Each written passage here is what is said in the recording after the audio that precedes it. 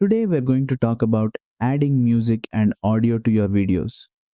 This is what really sets the mood for your edit, whether it's background music, sound effects, or even your own voiceover. First, make sure you already have your video clips on the timeline. Now head over to the circular toolbar on the right and tap on Audio.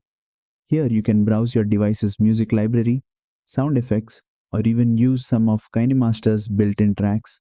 When you find a track you like, tap the plus button and it will instantly drop onto the timeline as a new audio layer.